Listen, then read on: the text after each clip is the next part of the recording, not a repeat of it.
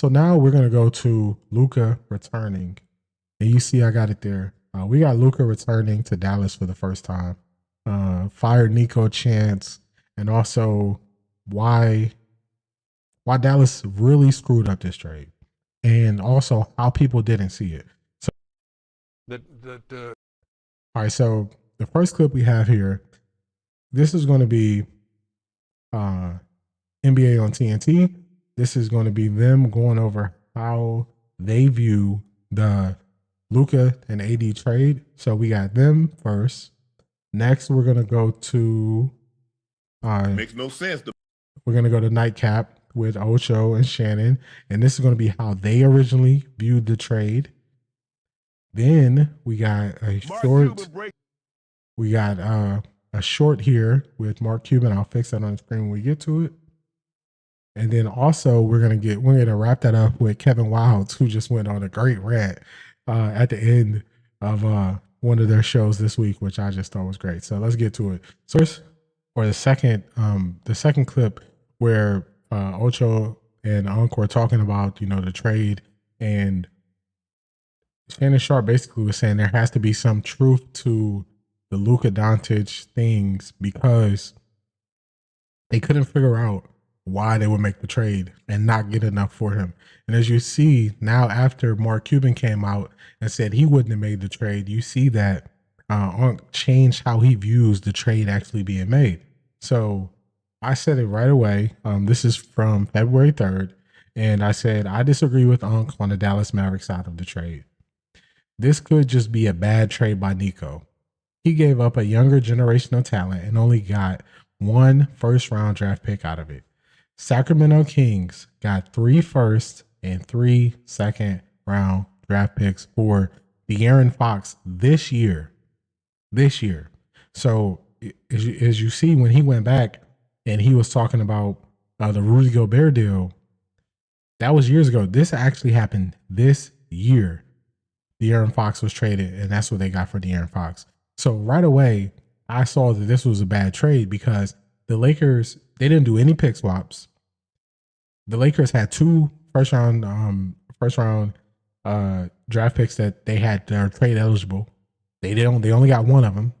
Then they got Max Christie. They didn't get Austin Reeves. So they just didn't get enough for Luka, for trading Luka. So I saw it right away. And it's funny because there was a guy who responded to me. Let's see if I can find it.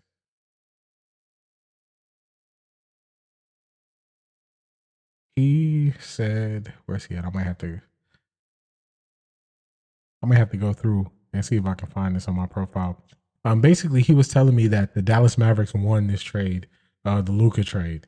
And he was saying it because LeBron and Luka are not going to play enough defense. And that was his reason.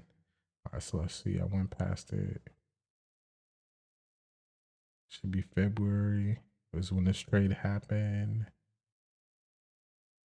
9th. All right. I'm not going to do too much digging and waste y'all time on actually looking for that.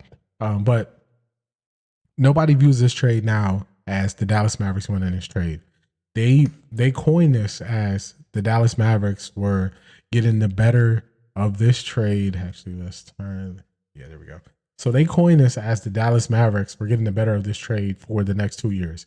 So if you look at what happened immediately following the trade, AD got hurt the first game playing for the Dallas Mavericks. When he was traded, he was hurt. So he got hurt. Kyrie Irving, he tears his ACL. So already Dallas Mavericks, they made the play-in this year, which is kind of fluky. I thought Phoenix might win that, but Phoenix kind of, flamed out towards the end of the year. So Phoenix is out. So this year, I believe they're the 10th seed. So being in the play-in game and being that late or that low in the standings does not equate to them winning it this year. So then we're going to look at next year. So Kyrie Irving is going to miss. Let's get to NBA. I'm just pulling up the standings here while I'm going through it to tell you what they are this year. So Dallas Mavericks are in the play-in. They are the 10th seed. So everybody was saying, "Oh, the Dallas Mavericks, they won the trade in year one." And year one and year two is when they were supposed to win this trade. Nico Harrison came out and said they made this trade because they wanted to kind of take advantage of this window right now of actually winning a championship.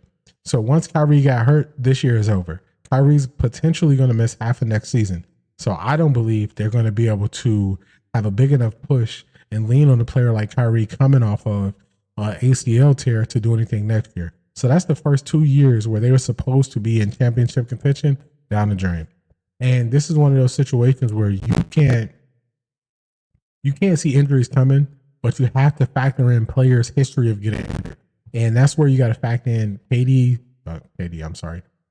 history of getting injured and also Kyrie's history of getting injured. And those are things that you got to weigh in when you're making these type of trades. Also, let's go back to the first clip with Shaq and Kenny. Shaq, Kenny, Chuck, and Ernie. So Shaq also believes that the Dallas Mavericks won it for the first 2 years. We know that is not going to pan out. That's not true. We also heard Chuck say that the Los Angeles Lakers, they were at fifth. They were at the fifth slot at the time of the trade. And he said they're not a contender and that they were not going to be in contention. And this wasn't a trade for right now. Luka and LeBron, they're not going to be able to play together. LeBron is able to play off the ball. Luka's not going to be able to adjust. Well, that's just not true because we look at how Luka's been performing. We look at how the Lakers have secured the third seed in the West. So that was another thing where I didn't understand when people were saying Luka and LeBron would have this big adjustment period. I always knew that the easiest way for them to get used to each other would be Luka still maintain his way that he plays and LeBron going to less ball dominant player because he's the better one at playing off the ball. That's what they did, and you actually see how it's working out for them. So you see here where right away some people thought this was a good trade, and other people just looked at this trade and said this is not a good trade. This is not a good trade for the Mavericks. They didn't get enough draft picks, and I think that people. I don't know if I'm just gonna blame it on the Lakers thing. Maybe they don't want to see the Lakers win as a championship. They discredit the Lakers championship in the bubble like it didn't happen, even though it'll always go down as a championship. They got championship ring from it. Banner was hung from it. So I guess it's a Lakers thing. It could be a LeBron hate thing. Why they don't want to see them do well and why they don't look at them objectively. Those could be the reasons why they kind of just miss some things. Ernie gave Chuck a couple mulligans with saying, so you don't believe they're better than Houston, Memphis. He didn't believe they're better than Dallas. We know that those things are not true. The Lakers are, I would say, if coming out of the West, if OKC is the favorite, I would say the Lakers are the number 2, the second favorite to come out of the West, potentially over those other teams, especially the young teams who just haven't been through enough playoff wars yet. So that's them. So then we're going to get to Unc and Ocho after Mark Cuban comes out and said he wouldn't have made the trade.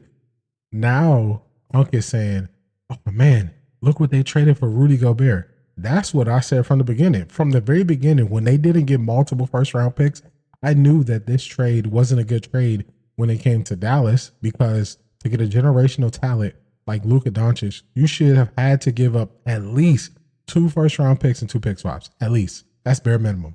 That's bare minimum you should have to give up. There's no way that you should trade this type of player and you're not getting at least that, just from the pick standpoint. Even with the trade of AD, they should have got more. So that's something you could just clearly see. I don't know why that people miss that. Actually, even while I'm talking about this, I'm going to find. Oh, okay. So if I go through my notifications, I'm going to find there was a guy who was telling me that the Mavericks won this trade. That's what I wanted to show y'all. So let me find it. It just came to me right now. Let's see where he's at. So y'all see I'm pretty active on X. So follow me on X, Off the Record D, just like on all other platforms. It's March. Let's get to February. And now this guy's his responses look so crazy to me. Actually, I didn't bookmark it. Let's see. These might be in order.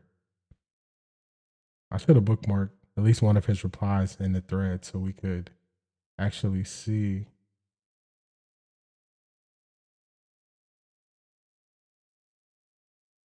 I remember his name, but I don't know. He wasn't verified. His name was, it's like Kane Corso or something like that, was the guy who was responding to me. Okay, here we go. All right, so he said Dallas wins immediately. Why do you think LeBron's so upset? This was a simple power play. LeBron's grip was broken. The Mavs lose a guy that is a headache. The Lakers now have two complainers that argue with refs and play absolutely no defense. They both ball hawks who won. So this is his response to me by me saying that the Mavericks lost this trade. And we see that he was clearly wrong. And then he said it's easily a better trade for the Mavs. The Lakers now have two guys that stand around that play absolutely no defense. Max Christie is a steal with the way he's playing. Winner, Mavericks. I mean, we know that this is just wrong. And you see, you can't see that. You can see the data at the top. This is from February 3rd. So you see this guy just kind of, responding to me. And this is what I said. I said, this trade will cost the Dallas Mavericks and coaching staff to be fired in less than 2 years. The amount of pressure Nico Harrison put on everyone in this organization is insane. And I saw that from the very beginning. And the reason why I said that was because he put all that pressure. He put all that pressure on them to win and saying this was a short-term trade. And then now they're not going to be able to produce. So now when they don't produce, it's going to be a reason for J Kidd to get fired. There's going to be a reason, for him to get fired. Even if this was on the owners, the way that they handled this after the trade was just not good. They should have just made the trade and say, hey, we decided to move on. We saw an opportunity to get AD and let that be it. No, they tried to tarnish Luka's name. They tried to say Luka was out of shape. They tried to say all these things about Luka instead of just saying, maybe they didn't want to pay him. Instead of saying, hey, we just didn't want to pay him. I think that when you have to try to say 38 different things or give all these reasons why you did this, you're trying to convince yourself why you did this because nobody believes you. We don't believe you. The way when you trade that caliber of player and you don't get the return and you got to keep coming out making all these stories, it's kind of the same way that every time Kendrick Perkins wants to take a shot at Luka, he says Luka is not in shape. He always says this. He said it last year. He said Luka was not in shape because Luka argued a call. I believe they were playing Phoenix. Luka ended up putting up like 40 last year, right after Kendrick Perkins was saying that. Luka did it this time. The Lakers lost earlier in the week. He said, oh man, Luka's out of shape. He's out of shape. Then he puts up 45 against his own team when he goes back to Dallas. And he also played the first game versus OKC, and he played the second out of it back-to-back on Wednesday. So it's just one of those things where, people want to take shots at people, but the shots they try to take, they just don't really make that much sense. And people always say Luka's out of shape, and I just don't understand it because this is a guy who, the way he plays, you wouldn't know if he's out of shape or not anyway. He's just like Nikola Jokic. You wouldn't know if Jokic was out of shape. He doesn't, he's not a high flyer. He's not just this super fast guy. So you can't tell me that Jokic is running faster now than he ran earlier in the year because you won't be able to see it. So it is one of those things where people just they're lazy and they just want to, report on some things. And what they saying just it doesn't make any sense. It doesn't hold any water. So now let's get to where things are now with the Lakers and them being the third seed and Rui Hachimura coming out and saying JJ Redick had a goal for them to win 50 plus games and to be the 3 seed, which they are. And they were actually able to do that in the first year. So next week's show, I might even go into how everybody said that JJ only got this job because he did the podcast with LeBron. And now all these people, they are not saying anything about JJ. They don't even talk about JJ Redick. And the funny thing about the situation is before Luka played his first game as a Laker, they forget that the Lakers were winning games. The Lakers were winning games on defense. They were winning games because they were hustling and AD was out. So it wasn't even like AD was the reason why their defense was playing so well, and people just overlooked it. That's when Charles Barkley famously said that the Lakers have been good for 2 weeks. And then now you look at it and you say, okay, well, it's more than 2 weeks. It's actually 75% of the season they've been good.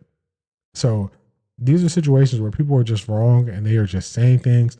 Now, Charles Barkley, since he went so hard and said that the Lakers were not a contender, now he's saying that the Clippers are a contender and he has OKC and then the Clippers, and he believes that they're going to be better than the Lakers, which just doesn't make sense to me.